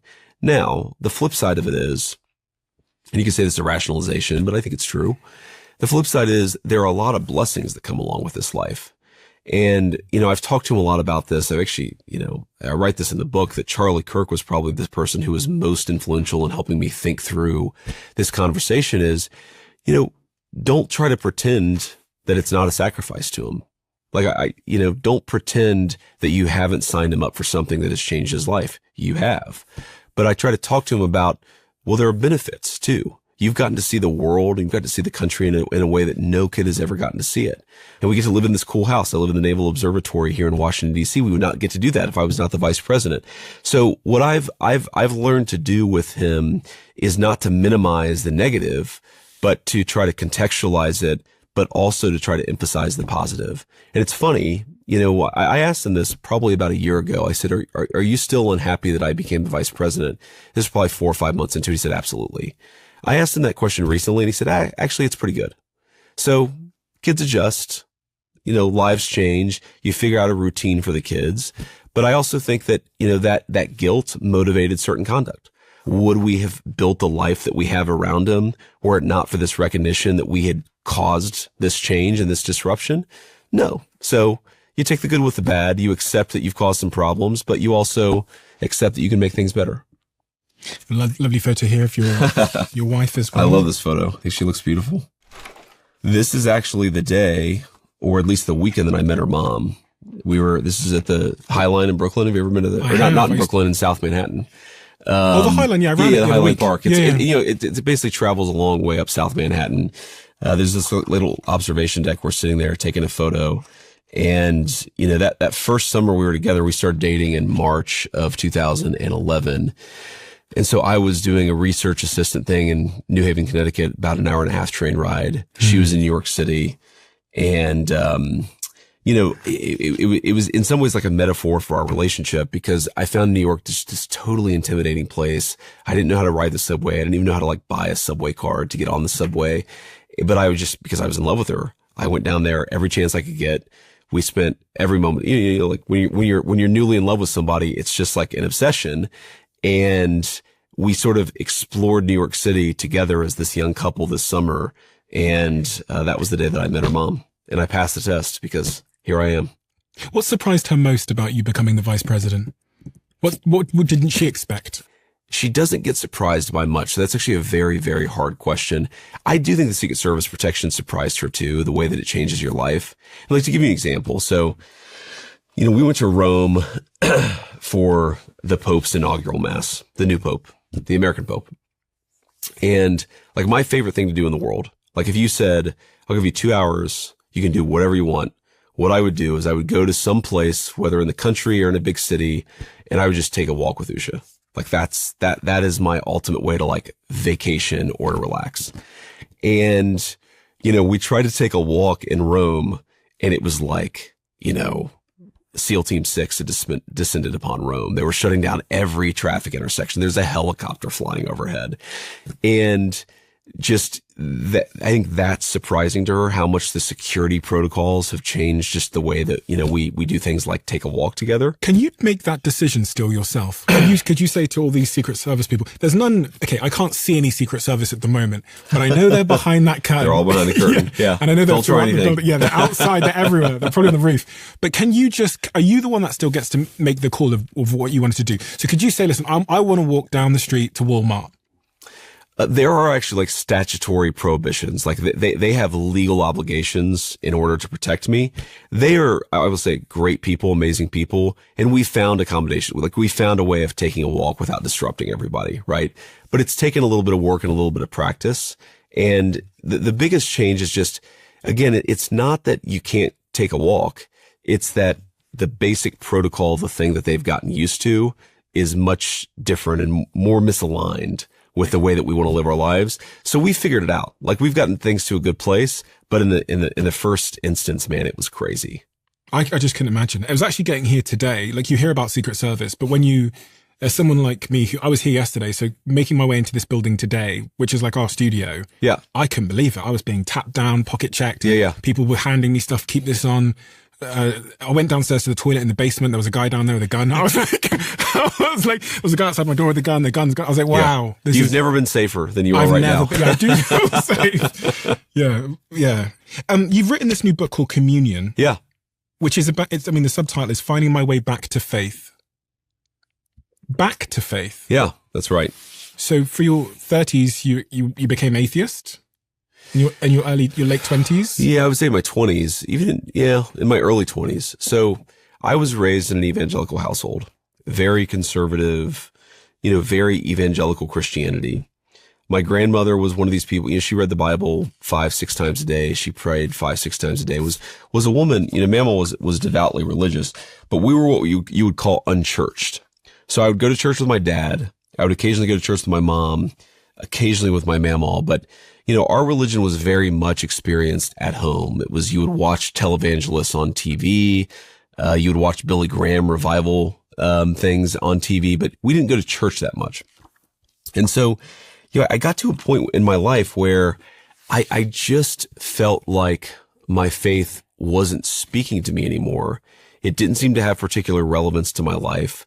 There was a certain, new atheist element to it where I assumed that I knew more than these, bumpkins that had raised me. And, her faith is all superstition. I'm rational and I'm a college educated kid and I know things that other people don't. So there's a certain intellectual arrogance that was built into it, but sort of all these things kind of swam together. But fundamentally, I think that with all love and affection of my grandmother, I think the thing about my faith that just never took root is that I never saw why it actually mattered that much. It was just a thing. It was in the background. It was something we believed. I mean, I really did believe this stuff when I was a teenager, but it didn't really matter. And so when that boy collided with reality and collided with a lot of things that were going on in the world, I just was not properly prepared to actually integrate my faith into this new world. When did you realize that it mattered? Well, so I become an atheist. I'm sort of one of these like angry atheists, where I'll like argue with people who say that they're religious, and I pretend that I'm smarter than everybody else. And it was like very embarrassing in hindsight. But, I go back, and so just a flaw that I have, all of us have many flaws, many virtues, but a flaw that I have is I wanted to rise above.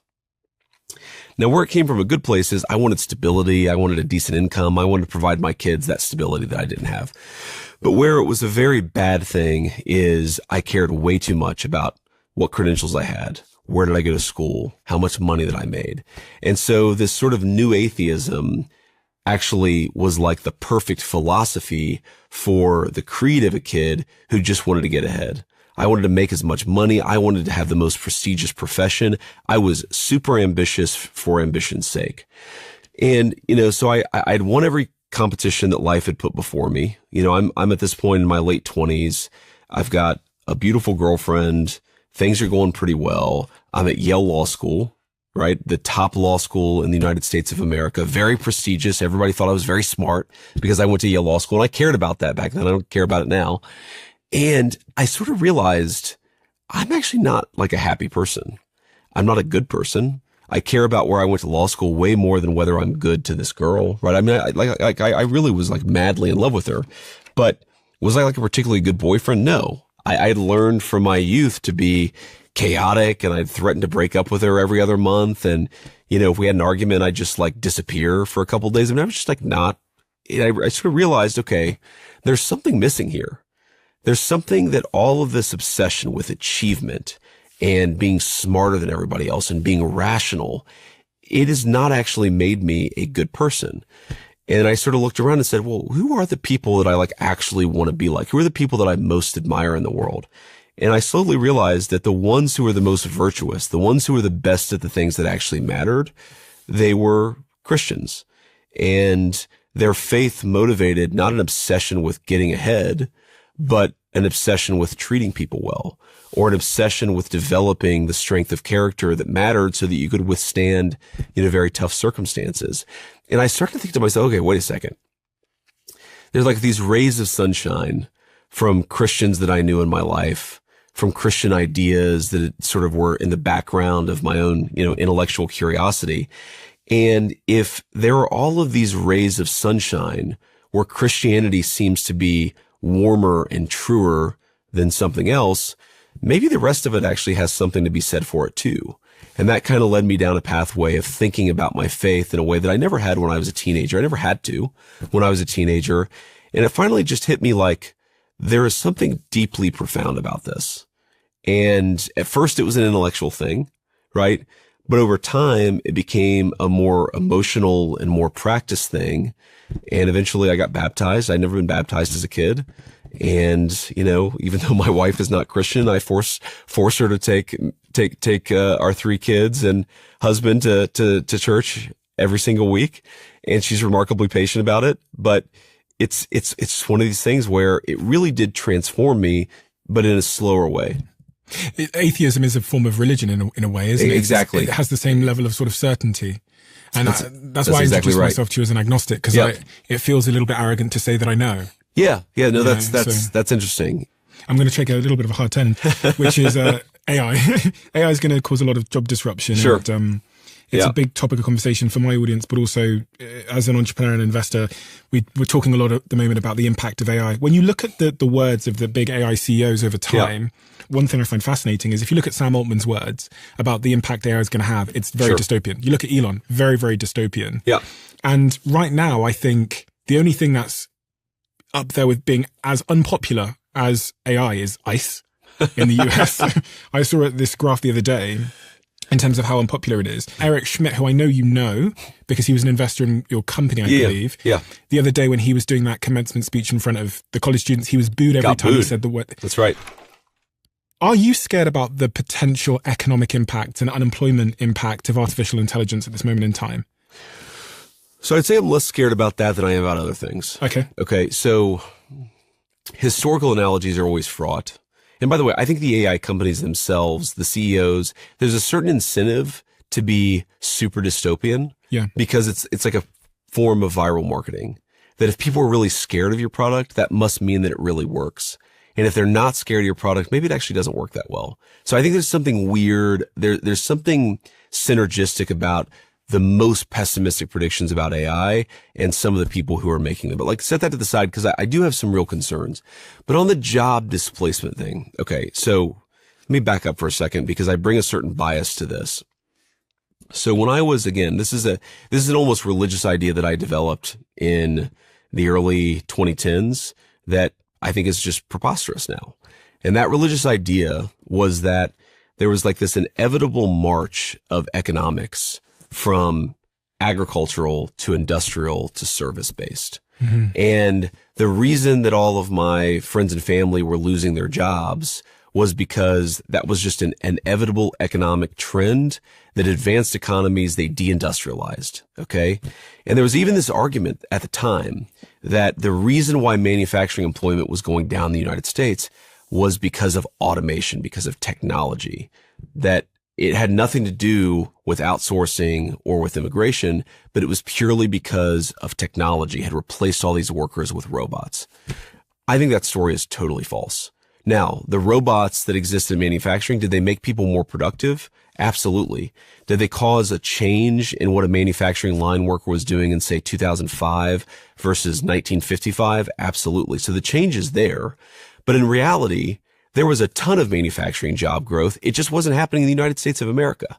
And I think sometimes we tell ourselves a story that technology always leads inevitably to job loss to make up for the fact that what often leads to job loss among populations is either outsourcing or immigration. You ship the job to another country or you have somebody else take the job of somebody who currently has it. So what do I think is actually going on with AI? I think, if you go back to the Industrial Revolution, right, the last significant major disruption in the labor market, you actually had way more people working at the end of the Industrial Revolution than you did beforehand. Again, some of the jobs were different. There was some job disruption. But when I look at AI, I don't see mass unemployment as the most likely consequence.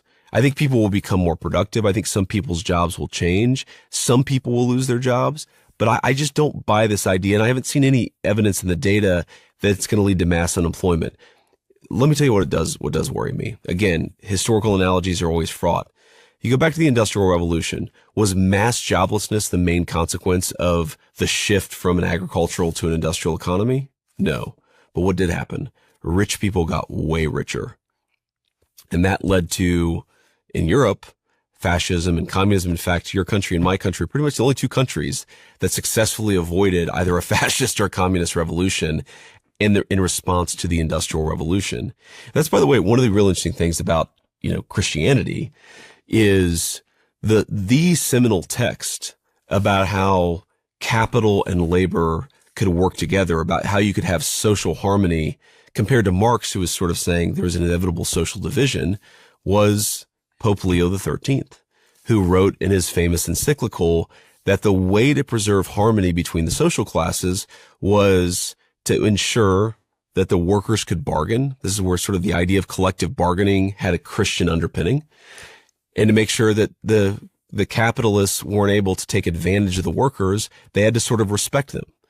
And that model of social harmony, I think, is something we're either going to follow, that Christian concept of social harmony in the age of AI, or we're going to wake up and we're going to realize that rich people have gotten way richer. The average American, the average Brit, the average Western society member has stagnated, and people really hate relative poverty. You can give people iPhones and you can give people the creature comforts of a 21st century economy. But if you make rich people way richer, you're going to have significant problems. And so I think that is like one of the consequences that I see from AI. The one other, just because you asked about it, the other thing I really worry about with AI is surveillance. AI is, a friend of mine once said that AI is fundamentally a communist technology in that it allows governments and corporations to surveil people in very profound and different ways. And that scares me a lot. Like, I don't want a social credit system that's powered by AI. I don't want you to not be able to buy a beer because some tech CEO has given you a score based on an artificial intelligence algorithm that nobody actually understands. That scares me too. But I don't think we're going to have mass unemployment. We might have mass inequality. That's its own problem. It's a different problem though. According to the current 2026 Federal Reserve and Census Bureau data, financial inequality in the United States has reached its highest level in nearly 4 decades. And obviously we've seen this headline this week of the US's first trillionaire. Yeah. Which again has been talked about everywhere around the world and has now sparked this debate. You think about the explosion we're seeing in robotics and Elon Musk's pay packet rewarding him for getting a million humanoid robots out there at a certain timeline. And Elon himself saying there'll be 1 billion humanoid robots at some point. There'll be more humanoid robots than humans. It appears to me that there will be some kind of job disruption. Obviously there's new jobs created, which are like hard to forecast. Yeah. And you've got these big frontier model companies like OpenAI and Anthropic that are going to be benefactors of this evolution. Wealth is presumably going to accrue to these large corporations, the Metas, the Anthropics, the OpenAIs. How do you think about, we already have crazy inequality. How do you think about redistributing that wealth? Bernie Sanders is saying people need to own 50% of these AI companies. Which the president, by the way, likes that idea too. He likes it. He likes that idea. I don't know that he would say 50%, but he does like that idea. So there's a concept in like the social welfare literature of redistribution versus predistribution. The idea of predistribution is that you give workers, you give people, normal people, a seat at the bargaining table. And I don't think it's just economic. The economic thing, by the way, is very important. Like you want the worker whose life has been transformed by this technology to have a seat at the table. You want them to be able to actually bargain with the company for better wages. Now that's impossible. If you think about it, like the individual worker to negotiate against, Dario from Anthropic, it's not going to happen. But workers working together, this is where the idea of collective bargaining came from. But there's all kinds of interesting things. And again, I think there's like a deeply Christian concept to this. I know you're sort of, fascinated by faith, but not a person of faith yourself. There is a very deeply Christian concept that you have to give everybody in the country a seat at the table. So for example, there's the economic piece of it. What about the cultural piece of it? How will AI transform the culture that we consume, that we distribute, that we make? Back in the 50s and 60s, it was broadly accepted that, now it wasn't a censorship regime, there was nothing legal going on here, but it was broadly accepted that Hollywood would consult with the religious leaders at the time in order to ensure that the content they were making was actually consistent with the sensibilities of their membership and consistent with some basic Christian ideas. Again, that wasn't forced, but there was this mechanism that gave everybody a seat at the table. And I think that's one of the bad things about there are many bad things about the decline of institutional Christianity in this country, but we do not have a mechanism that gives powerful people, that forces them to actually work with everybody else. So do you Religion was one of the ways that happened in the West. I think probably the most profound and effective way that happened in the West. We just don't have it anymore. And I really worry about that. So the president is supportive of the United States owning these big AI companies. He likes the idea as sort of a sovereign wealth fund idea of the United States taking some stake in these AI companies. He said so publicly. I'm not breaking news, but the president, he is a very unconventional person. You would say a Republican's not supposed to think like that. The president doesn't care. The president just thinks the thoughts that he has. He develops them, whether they're, he tries to determine, is this a good idea or a bad idea? I would call him sort of a radical pragmatist, though I think most Europeans think that he's this hyper ideological person. He's extremely pragmatic about this stuff. But one very important thought. The idea that we're going to allow these companies, let's say 10, 20 years down the road, to accumulate trillions and trillions and trillions of dollars of wealth and then we're going to be able to successfully redistribute it to workers. I'm very skeptical of that. Very skeptical of that. I think that's a very modern, I call it a liberal concept. This idea that you can just tax people and give it to poor people and it works out.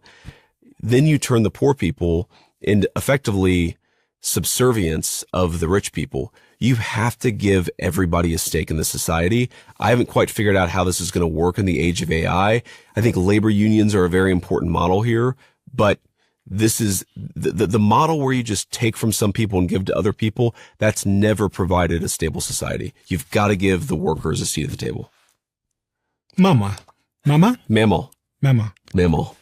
She passed away when you were 21 years old. Rushed to hospital with a collapsed lung 2 days after her 72nd birthday. Yep. And she was taken off life support. She was clearly the most important figure in your life from reading your story for so many reasons. Sure. She hasn't gotten to see the position you rose to today. Yeah. I read that you didn't cry when she passed away. You didn't process those emotions either because you sensed that your entire family was on the verge of collapse and you wanted to give the impression of emotional strength. That's what you say in your book, Hillbilly, on page 169. What would she think of you today? What would she have said? Well, I think, she was, again, a deeply patriotic person. I think she'd be amazed by this. I mean, the pageantry, being able to go to the White House, just things like that would have been very, very meaningful to her. What would you say to her? I think that I would say thank you. I mean, maybe the most important lesson that I've learned is that the difference between good people and people who struggle is good people have a good sense of gratitude. And I don't know that I would be alive were it not for this woman. I certainly wouldn't be here. And I think the one thing Mammal would worry about, and I think I've done a pretty good job, just to be clear, but Mammal would worry a lot about the pomp and the circumstance. In the same way that she would be amazed by it, she would find it incredible and she would love to participate and see it. She's always really, really worried. She would always say, don't get too big for your britches. And what that means is don't let it go to your head. Don't think that you're better than somebody just because you have a title or because you have more money than they do. And I think that I have to constantly remind myself that I get to be vice president for 4 years. I'm going to do as good of a job as I can for that 4 years, but it doesn't make me better than anybody. And it doesn't mean that I know more than anybody. I may know more about like CIA reports, but fundamentally, if you start to see yourself, I think, as better, you become unable to successfully govern a democratic country. Have you ever grieved the loss of Mama? Oh, absolutely. I mean, I think I wrote in the book, I didn't cry when she died. I cried a lot 2 days later. Yeah, I mean, I've grieved her for a long time. I mean, my biggest regret with Mammal is just she never met Usha. And there's something so similar about them, but so different. Like, they're both incredibly smart, even though Mammal left school, middle school, Usha went to law school. They're incredibly blunt people. Right. I mean, Usha just doesn't have a filter. It's one of the things I was immediately attracted to about her is that even if she was going to offend you, she was going to say exactly what was on her mind. But they came from such different worlds. And I think my grandmother would be fascinated by her. When Mom met Usha, and, Usha ethnically is Indian. She was born in the United States. But, my mom said, it just goes to show sometimes how little some of us knew about the world. She said, what is she, like, ethnically? And I said, Mom, she's Indian. And my mom says, which tribe? So they came from very different worlds, both Mom and Usha, but also Mammal and Usha. But that is the biggest regret about her death, is that, if she was the most important person in my life for the first 20 years, Usha's the most important for the rest of it. And I really wish those two people could have met, because they're amazing people. The emotion's still right on the surface for you. Very much so. We have a closing tradition on this podcast. Okay. Where the last guest leaves a question for the next guest, not knowing who they're leaving it for. Okay. The question that's left for you is, I think it was slightly biased, but the question is, are aliens real? It's interesting. The answer is I don't know. It is something that I have sworn to myself. I'm now a year and a half into this job, that I would go through all of the highly classified information about everything that we know about UFOs. I just haven't done it yet. It's like one of these crazy things where you get to the job and the day-to-day just takes over. So I haven't done that yet. But I mean, look, I believe in things, and I think that they're true, and I think that they're rational, but I recognize that they're maybe even crazier than the idea that there are extraterrestrials. Like, I believe that a Jewish man about 2,000 years ago was the only begotten Son of God, was literally crucified and then rose from the dead 3 days later. Like, I recognize that sounds a little out there, but I think that it's true. And I 100% believe that people have mystical experiences. I mean, I've talked to people who have been involved in exorcisms. And again, I think the rational mind says, well, that's just schizophrenia or that's some other mental illness. I've talked to people who said, yeah, 99.9% of the people that I've looked at to do an exorcism on were schizophrenic or had some other mental illness. But there are weird things out there that we cannot explain. There are weird moments. I mean, I remember not long after my grandmother died, my sister lost, she didn't really lose her temper, but like got kind of angry with her daughter, and her daughter was, 7 or 8 years old at the time. And like the light bulb just exploded. And both of us looked at each other like that was Mamaw. Remember I was talking, I write about this in Communion. I was talking to the New York Times writer, about the Pope and sort of different perspectives on the Pope.